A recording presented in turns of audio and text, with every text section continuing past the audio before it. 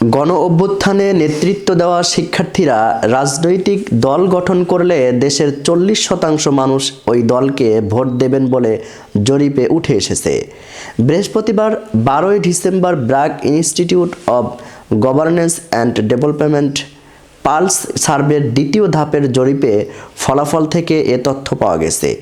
এদিন দুপুরে রাজধানীর পেস ইনস্টিটিউট অব বাংলাদেশে আয়োজিত অনুষ্ঠানে এক জরিপের ফলাফল প্রকাশ করা হয়। প্রতিবেদন থেকে জানা গেছে, জরিপে গ্রাম ও শহরের নানা শ্রেণী পেশার 4158 মানুষের মতামত নেওয়া হয়। তাদের মধ্যে 53% পুরুষ এবং 47% নারী। আঞ্চলিক হিসাব অনুযায়ী 51% গ্রামের ও 49% শহরের। এই সংখ্যক মানুষের মধ্যে শিক্ষার্থীরা রাজনৈতিক দলকে 40% মানুষ ভোট দিলেও দেবেন না 44% মানুষ।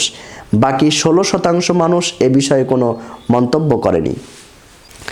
গত 15 থেকে 31 অক্টোবর পর্যন্ত এ সময়ে এই জরিপ চালানো হয়।